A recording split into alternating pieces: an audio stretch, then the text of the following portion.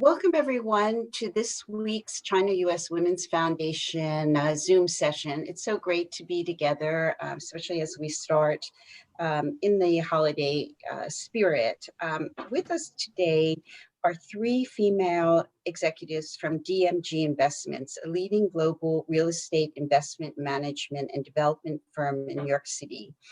Our speakers today will share personal experiences from their career paths and offer unique insight on strategy and success. This discussion will focus on work-life balance, entrepreneurship, and real estate opportunities during the pandemic.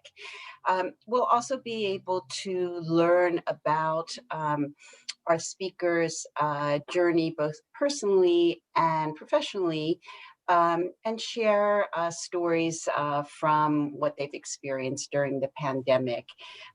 This is part of a new series of the Women's Foundation, the Women Work Well series, in which we're going to profile executive women, understand their personal and professional journeys, educate women about professions, opportunities, and sectors, and try to help our audience not only earn a living, but also achieve their goals.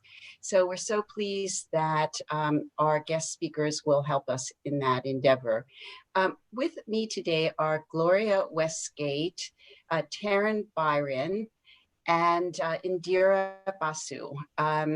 Rather than giving their bios, I'd like to hear from each of them. Maybe you could speak for a few minutes about who you are, what you're doing, and a little bit about how you came to be in the position you're in today.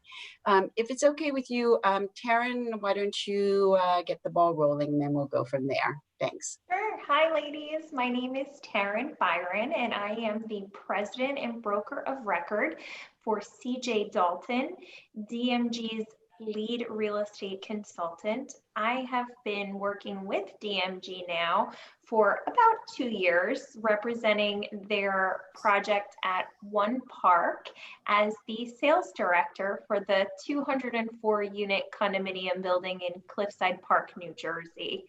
I have over 17 years of experience in the real estate industry in some form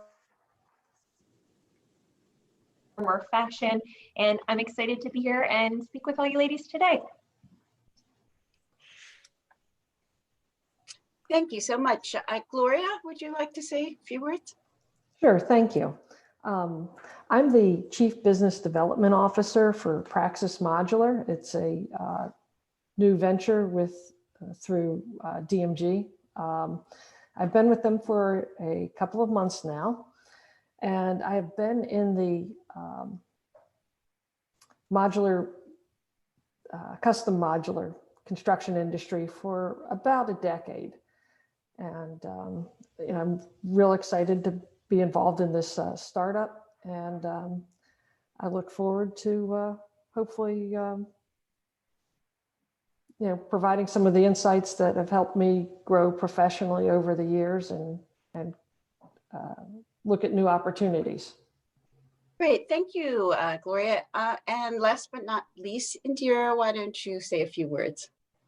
Thank you, Leslie. So, hi everyone, nice to meet you on this platform today. My name is Indira Basu, and I am the HR manager for DMG Investments.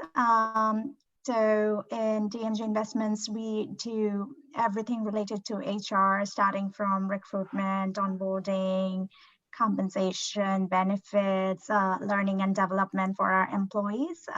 So prior to DMG, I was working for a technology company where I have more than 6 years of work experience there. So it will be a great opportunity here to share my experience with all of you and glad to know every one of you here. Thank you so much. Well, thank you. So to get the ball rolling, I'm wondering about the impact of the pandemic on real estate in general. Taryn, before we got started, you were talking a little bit about your experience at One Park, combining both living and work and social distance. So I was wondering if you could maybe paint a picture for us about how your work and the real estate industry has changed based on your experience this year? So I'm sure everyone has very different varying experiences with the pandemic. Real estate is actually considered an essential service. So we worked through the entire pandemic, even when things initially shut down completely. My team was still working actively to sell homes and help people in need of finding new residences here at One Park. The opportunity to tour them through the building, we took a lot of precautions naturally and started a completely new pre-screening process and setting appointments virtually with residents and even doing virtual showings for potential residents.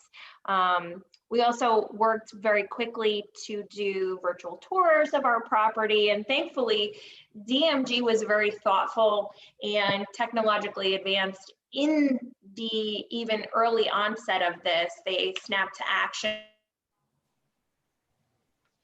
and we developed a very strong plan to make sure that we could still sell homes virtually. Even if someone didn't even come to the building, we were still able to convey the lifestyle that One Park exudes to potential buyers. And we actually had a really great year of sales, surprisingly.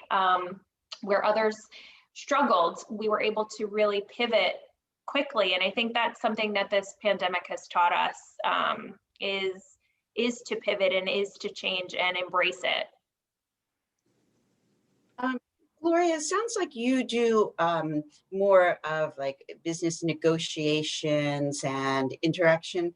How did this year change for you? No travel. Basically, I've had to meet all my clients virtually. So there's been really no in-person meetings. So Zoom has become my new best friend. And so it's a little different because instead of having multiple appointments to negotiate a transaction, you're doing things virtually. Now, I will say from a time management standpoint, it has been great because I'm able to do more appointments in a day, or cold call, I wouldn't say cold calls, but interactions with clients. So I've really been able to optimize my 10-hour workday to really be much more productive. And finally, Indira, you are handling, it sounds like, more of the human resources side of things. How has that role changed for you this year? So yeah, this year was really different, and it had been different than other years. So, but things back in March was totally different. It looked like it was when it all started. As Taryn mentioned, we were all working, right? Because it's a construction, a major part, we have construction employees. We have employees who are in property management. So our industry, our business was open. So my role was very crucial at that time to ensure that all our employees are safe. And the main thing that I focused on was communication, to ensure that our employees were informed what's going on. And at the same time, we rolled out new policies to ensure for our employee safety. We had to follow all the state mandates, federal mandates. So what kept me going at that time was learning. Every day we were learning new things, which we did not know what was like, which we are totally new to us. So yeah, so that I would like to say all our we kind of involved our employees in the journey, made sure what is working for them, what is not working for them. Work from home, we had to start that right away. It was like on a Friday, we decided we're just gonna go home. It was I think 13th March, Friday. And yeah, we just decided, hey, we are not coming to office from Monday. So we had to make sure everybody has the technology. And so DMG was really good about that, to make sure that employees are well equipped at home so that they can work from home or like wherever they're working from and from the properties, and we have all the supplies to ensure that there was a lot of scarcity of supplies at that point. So yeah, we took care of all that and wanted to make because our top priority was employee safety at that point. So yeah, it was a different year.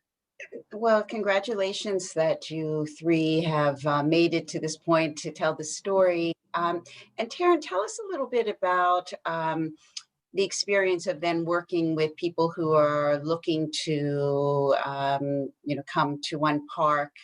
They must be traumatized. They must have a new set of considerations that are new. What was that like this year? So it was a very interesting year. As Indira mentioned, DMG was really very quick to respond to the pandemic. And one of the initiatives that we took very early on was, in addition to rolling out proper PPE for all of our sales agents, we also offered that type of protection for potential buyers and existing residents because the building is occupied. So we had to take into consideration when doing in-person tours, not only the health and safety of the agents, the buyers, but the existing staff and residents of the building, because this is their home. So we had to be extremely respectful and cautious in that respect. We switched over to have the sales gallery be by appointment. And one of the precautionary measures that we put into place was that any potential buyer coming into the building had to sign off on a waiver and acknowledgement that they did not have any symptoms of COVID, haven't traveled out of the country. And we put together those additional layers of security. Also, we did have temperature checks before we did allow people to come into the building. There is a hand sanitizing station as soon as they came in. All participants to a tour had to agree to wear face masks and socially distance. We changed even our kind of tour progress to include a completely virtual, no contact tour, which is very interesting because we had QR codes to scan for floor plans, for different multimedia, and it was really a team effort that was developed. And we were very creative in putting those initiatives together so that we did keep everyone's health and safety in mind. Sounds great. And Gloria, how about now in terms of what you see going forward? Where do you see the changes going in, say, the next 6 months? Are you basically, the way you do business is Zoom? Are you looking to get back to in-person meetings, or do you think that is maybe something of the past? I think it's going to be a hybrid because now you're realizing the efficiencies of not having to travel across the country to meet with a prospective client. But there's still value in meeting with a group of clients, say an architectural firm, and doing a lunch and learn. And there's still value in doing trade shows, and there's still value in networking in person. So you still need to have that personal contact, but I think it's not going to be as much as there was prior to the pandemic. And Indira, in terms of hiring practices, and if people are looking to maybe get into real estate, what are your thoughts about opportunities for people trying to work in this industry? Well, opportunities are immense in real estate, and especially for women. I would say, like, what had been previously, real estate was considered more like a man-dominated industry. But until recently, when you look at all the recent data, it's like the female real estate agents have outnumbered the male, and the ratio I think is 2:1. So yeah, and I would say that's a lot of opportunities, and especially in DMG, I would like to say during the pandemic, we have actually hired a lot of employees, and we kept on our hiring process on, and our uh, team is very diverse, starting from the executive level and also our lower employee levels. If you see across the company, it's very diverse team. So there are a lot of opportunities in real estate. And now that farms have become like, have an inclusive work culture that values like diversity and like work-life balance, it's kind of really encouraging more women to take up profession. So I think, yeah, it's immense.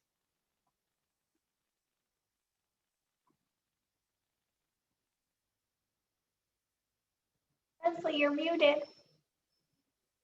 Sorry about that. Taryn, maybe you could take us a little bit on your journey to where you are today. How did you become a real estate executive? What is the path? Your particular story, plus any suggestions. Well, I want to say whatever you see for yourself and you see point A to point B, that's not how it goes. And I'm sure every person realizes that when they go and look back in their career, that the path is never linear. You always have twists and turns all about. But my one piece of advice for anyone in looking to get into real estate is be open and curb the ego.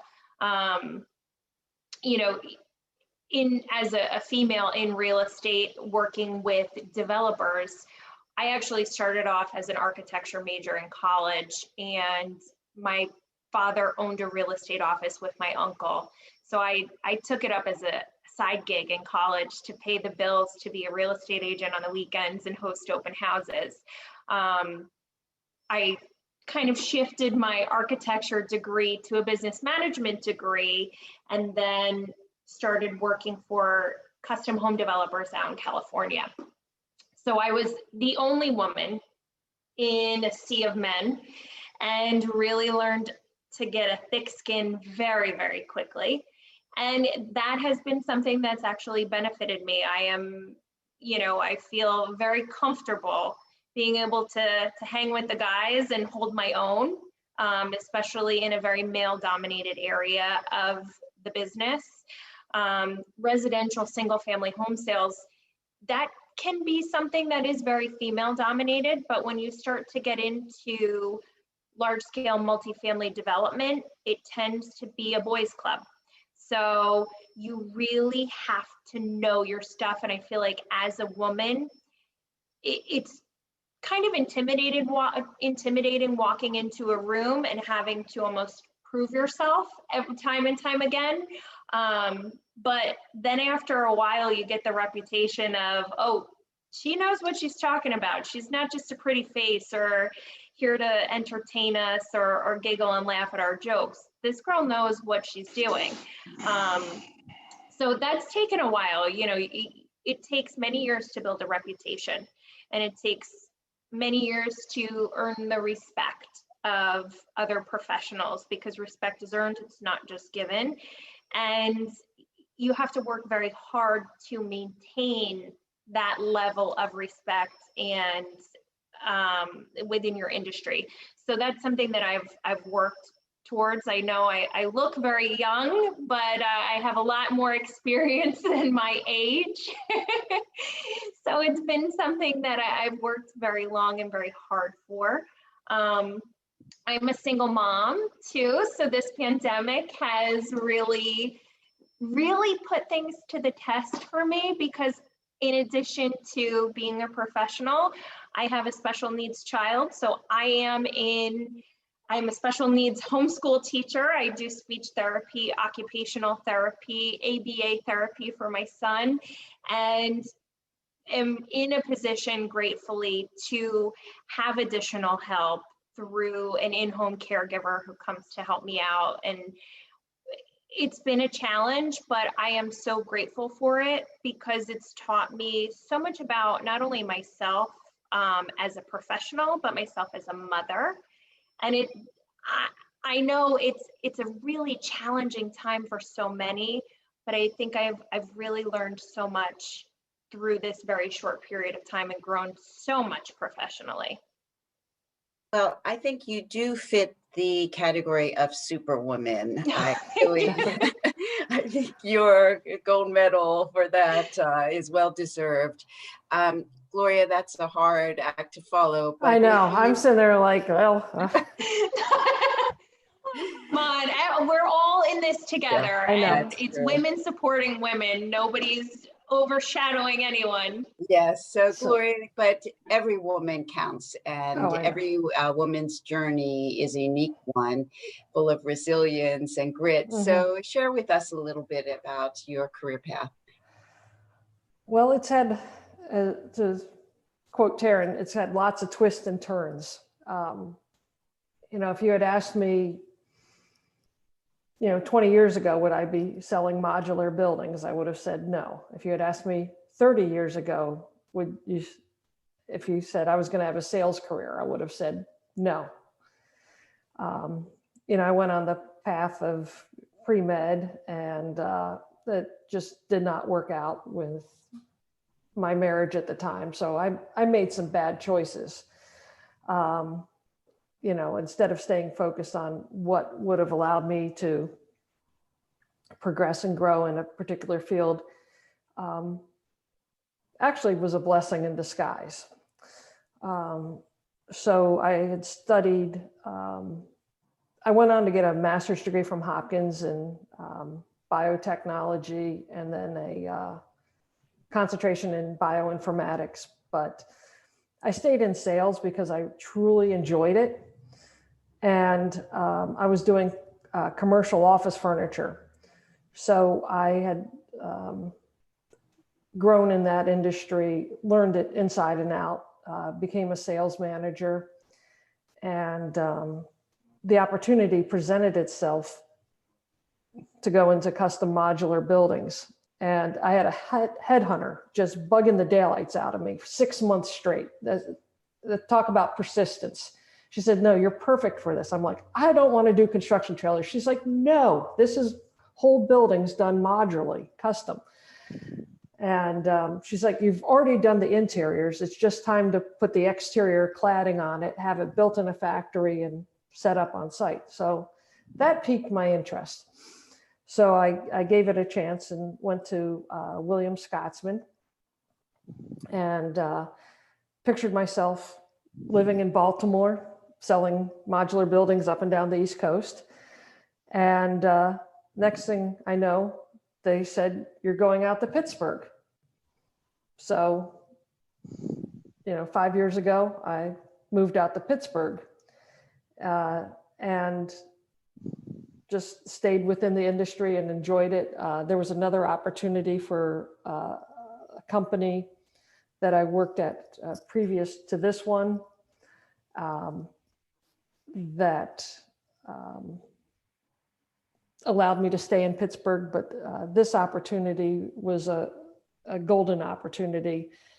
And I took the risk, and now I'm in New Jersey and New York, working with Praxis on a startup company to develop a state-of-the-art product and a factory. So and build the business from the ground up. So, and during the pandemic, it's even harder because there's nothing to show people. So I have to use my good looks and charm for selling now. Which are abundant, clearly. So, of course, again, what a journey you've taken, and, you're on it. And we, of course, look forward to hearing about it as the months go on, because it is a new world we're living in. Mhm. Indira, just tell us a little bit about your career path. It's a little shorter, but we want to hear it. Okay, sure. So I basically, so before, like I said, I moved from India with my husband in 2010, and then I was here in this market. So penetrating the market was difficult at that point because I did my master's and everything in India. But then I was persistent in getting and doing what I really want to do. I wanted to be in human resources. So I got rejected a lot because I didn't have a US degree, US certification. But then I started from internship, then took small steps, and I landed up global technology company. So I worked there for 6 years, and that was a great opportunity. I kind of learned a lot. I grew with the company, and when I was right at the point when I was thinking of making my next career move, I was reached by then this opportunity came up at DMG. And that brings me here. Like, I came to the interview, I spoke with the executives, and I really liked talking to them, their vision, how they see the company grow with its people. So I was like, yeah, that's where I want to be. So it's been like 1.5 years. I am in DMG, and I have my family, my husband. I have two little daughters. They are 2 and 4. They are growing. So pandemic has taught me now, like, not just the employees. I have to think about my employees as well. And then my home, I was like, with no help at that whole last 6-8 months, so it was hard. But then I was able to get the right support from my family and help outside and from the office, and tried to be focused on what I was doing. So it was a good learning path that was able, but yeah, definitely looking for like a better world. Mhm. So my final question before we open up to the audience to start the conversation, because we do want to help other women find employment, find their passion in work. What advice do each of you have for women who might want to start a career in real estate or some aspect of real estate? Of course, if they come to me, I hope I can send resumes to you, Indira, if they're interested. But what advice do you have for your younger selves? So do you want me to say first? Yeah, you can say first, and then we'll go from there. Okay, sure. So, well, let's say it's a good question. Women are generally they have a greater level of empathy, persistence. They are considered like more sensitive and patient towards clients' need, and therefore that leads to a higher client satisfaction ratio. So that being said, like many large development groups and even real estate focused lending institutions, even private equity firms, they like consciously are placing women in leadership positions due to the distinctive skills that women can bring to the table, that not only expands the firm's vision, but also it gives a better on the ground result. So I think the future of women in real estate is really exceedingly bright and transformational. So being said that, the first I would like to give 3 advices to my, like, whoever are coming up and they want to choose their profession, or in real estate, or in whichever profession they want to be in. Just the first would be, don't be hard on yourself. Like, you can't do everything and it won't be all perfect. So just enjoy your journey, take time for yourself, and that will be like, you can do so much more if you just like let things fall in its place. The second advice would be, like, don't stop learning, like keep learning, because you always have to learn. Don't get into the trap that you have learned all you need to know in your college. So because as you grow, you have to learn about the industry, your company, your competitor. So learning is something that will make you stand out and keep your brain active, help you make changes and adapt to it. And finally, a very important advice that I want to give to all the upcoming professionals is finding a good mentor is really important. Somebody who has been through the journey, women in a leadership platform who are like, and you can find that in through LinkedIn, through various forums like this. So reach out to those women, those who are in leadership position right now. They will be able to guide you, give you advice, and that is going to really help you grow in your career. Well, thank you so much. That resonates, I think, in any career. So those are really great words of wisdom. Taryn, what are your thoughts?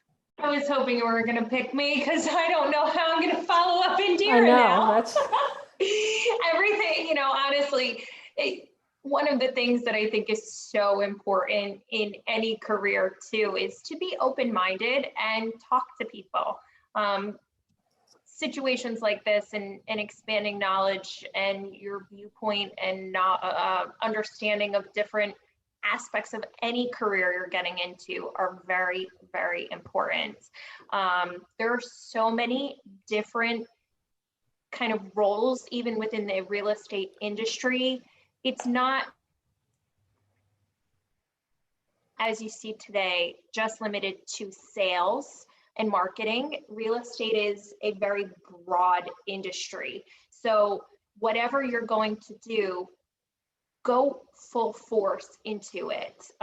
Don't go halfway. You have to dive right in and be committed and know that it's not going to happen overnight. As I mentioned, I've been doing this for 17 years. So this is not something that I started yesterday and got to be where I am today. We've all expanded upon our kind of experience and growth through many, many years of trials and tribulations. And especially as a woman and a mother, I didn't work for quite some time. So my career took a little bit of a back seat for my family, and know that's okay. Be able to be patient with the process, but still have your goals and what you want to achieve for yourself and your career as a woman there. Don't give up everything of yourself for everyone else, because I think we do that very often. So true. That really, that work-life balance, I still don't know how one does it, and you just try every day to balance it. Gloria, now, what are your thoughts? It sounds like, you ended up in a far different place than you started, and yet it's still a very fascinating job. What are your thoughts?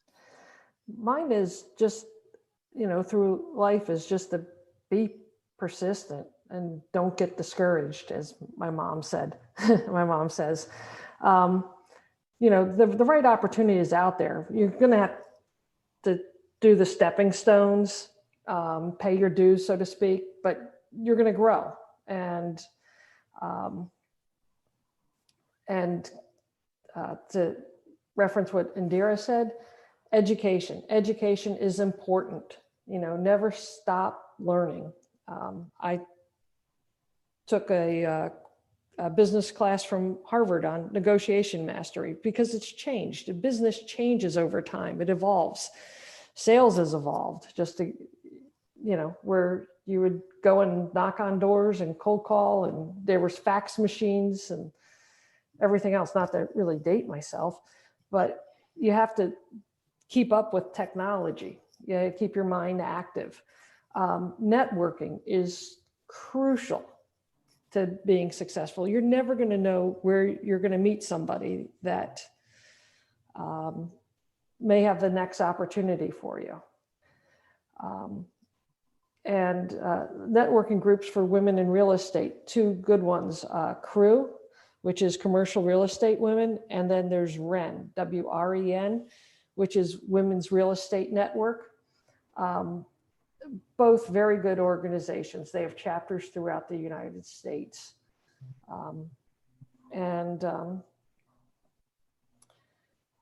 Just realize that it's just going to take time. Nothing happens overnight. And also, I think we all agree, who could believe the rate of change that we've experienced? You know, how virtual everything has become so quickly. I don't think I ever expected even imagined it. So I think you're right. You know, let's meet again in 6 months, and I'm sure we're going to tell a very different story, hopefully a hopeful one. I'd like to open it up to the audience now for questions and comments.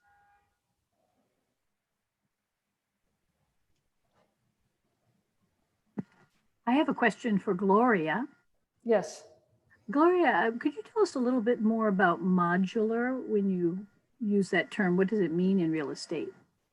So modular construction, there's a bunch of different terms. It could be volumetric, but basically what you're doing, instead of putting together a building on site conventionally, where you have all the little parts and pieces coming in, your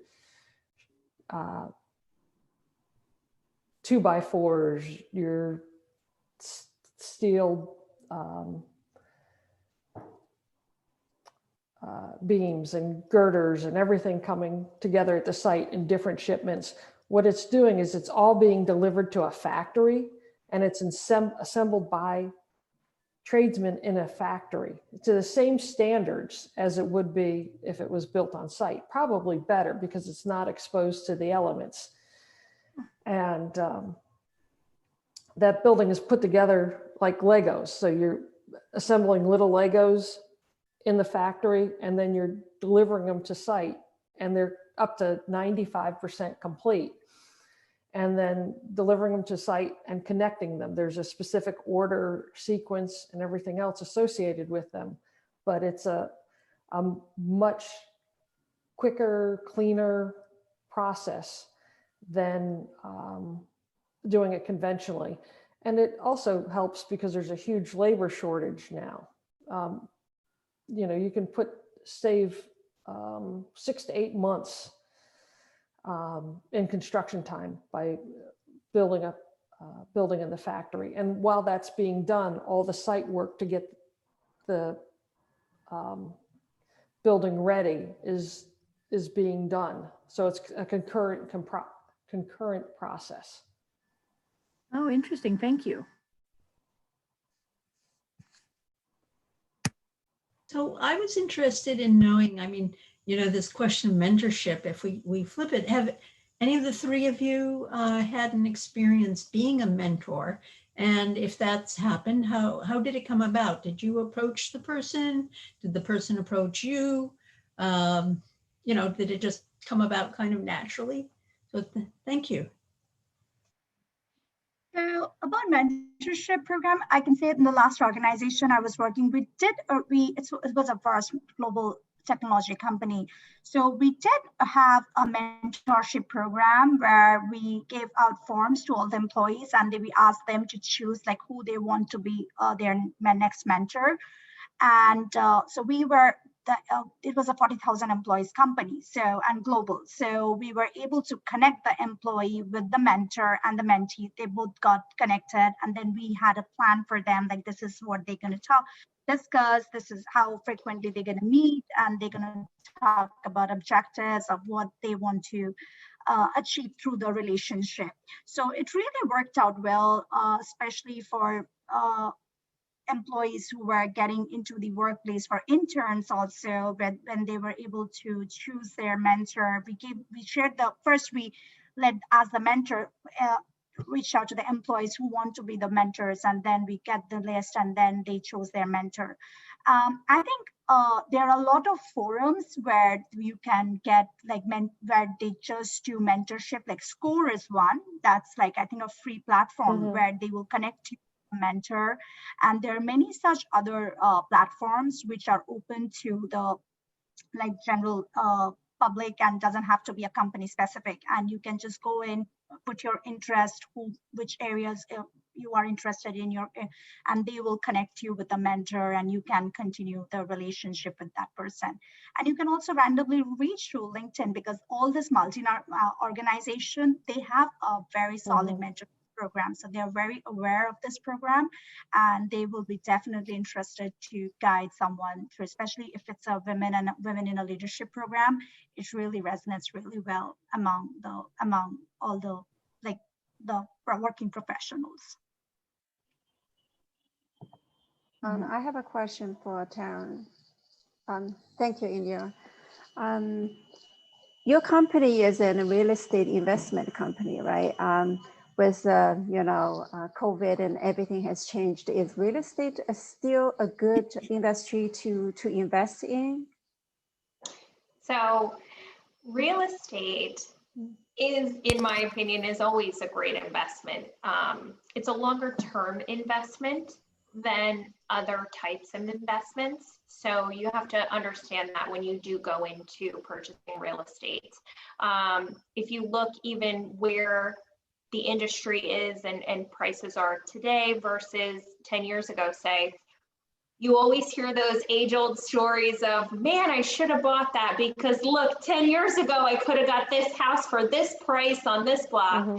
So real estate to me is not necessarily timing the market, but it's your time in the market. If you are going to be in the real estate space as an investment, you have to understand going into it that it's a bit more of a long-term commitment. There tends to be a lot less volatility in real estate. That's why a lot of people do diversify their portfolios and have a real estate component to it. You look at the stock market and things are flying everywhere and people get very nervous. But real estate, on the other hand, it's a bit slower, a little bit more for those of us who maybe don't have the wherewithal to be in a volatile market like the stock market. But in general, right now, if you do have the capital to invest in real estate, mortgage rates are so incredibly low.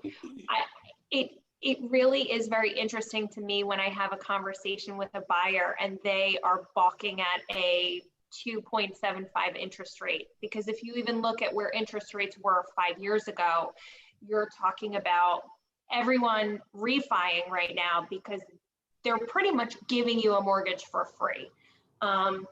So real estate from an investment standpoint is a really amazing opportunity if you can get into that space, especially in the multifamily sector. But again, it's not timing the market, it's your time in the market. I have a question for Taryn or all three of you.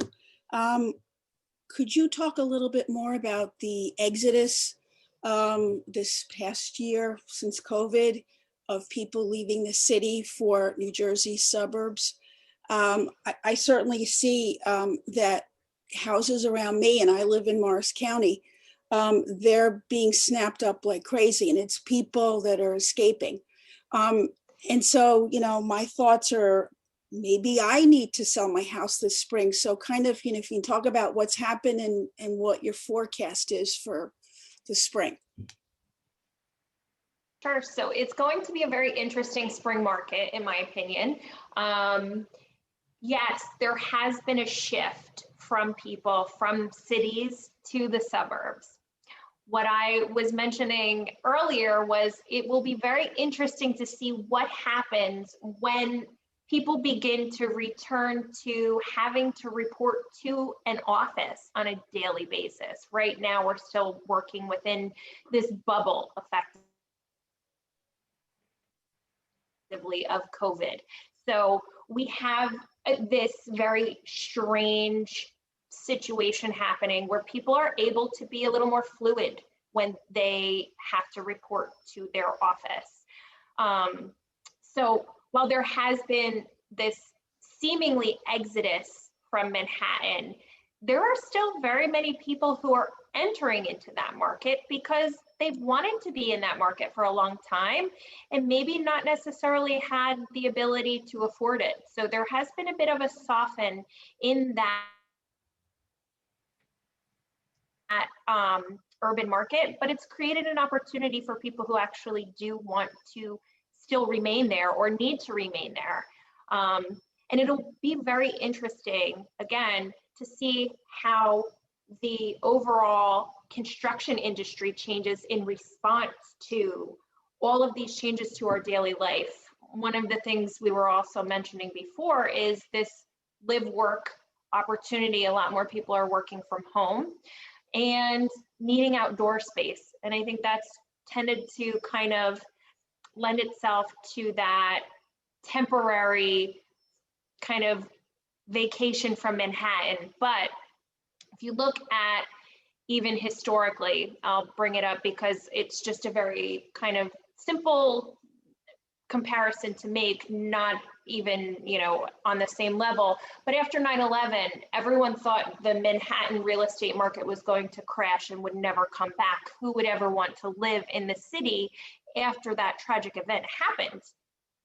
But look at what happened to real estate prices shortly thereafter. Investors are smart. So if there's a softening in an area, investors and developers are going to work counter-cyclical to the market and seize those opportunities. So it's going to be very, very interesting, the forecast out to what happens in the real estate market. And I'm very excited to see it. Okay, thank you. Gloria, do you have any thoughts on that subject, the future, what are the trends to be looking out for? Yes, there's a lot of multifamily and affordable housing being built. And it's all under the live work paradigm. Walkable cities or areas that everybody is able to get to the store, their school, everything work within 15 minutes. So there's a lot of development that is still out there for that paradigm. And I'm seeing lots of projects coming up where there's just not enough housing. There's still a great deal of demand. A lot of buildings age out, and it's not cost effective to renovate them. They need to be replaced. So, but yeah, I see no slowdown, to be honest. So Gloria, I had a question also about modular response to the way things are changing. How quickly can the modular industry or unit respond to a change in demand or a lifestyle alteration such as we're seeing now in this COVID-19 period? Thanks. Very easily. There's flexibility to deliver the units pretty much anywhere, unless there's a limitation in the last mile where a modular building couldn't make the turn. But it's ideal for infills. It's great for community developments. So it just allows an investor to get a quicker delivery time to market. And it's important to be the first one on the market. You don't want to be the last one, but you want to get there right when there's the demand. And modular allows you to do that. I think one of the beautiful things about what Gloria does too is, you know, given, I'm sure everyone is aware of the situations with natural disasters happening globally, modular is also an incredible opportunity for emergency housing for people in other areas where you have an area that may have been completely devastated by a natural disaster. You're able to very quickly build and put together permanent structures for people to get emergency housing after their homes have been destroyed. Absolutely. You're definitely able to cut the lead time down and get them out of tents or hotels and give them a sense of normalcy much quicker. Karen, do you feel that you're saying like the shift went to the suburbs and that they may come back into New York City. Do you feel that there's going to be more invested into New York City? Is that what you're stating? Yes, from my experience in the industry, when there is something like a softening in the market, that's when developers jump on deals. That's when they are going to purchase. Because if you look at the timelines for a new development, you're not purchasing land and then selling homes the next day. They're purchasing land today for a, anywhere from 3 to 5 year projection out. So in 5 years, it'll be very interesting to see what those acquisitions that happen today transpire to.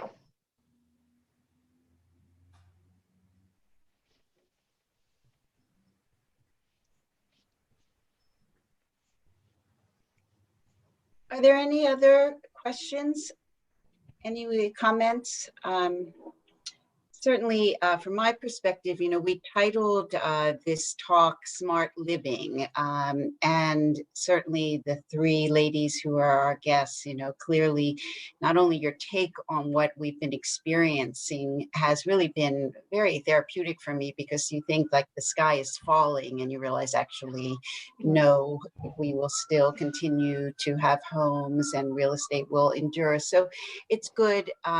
It's also good for us to keep this conversation going, and I hope you will come back on a regular basis and we can organize events. Hopefully next year we can organize an event at one park and get together and talk about smart living, but in person. Would you be interested in that?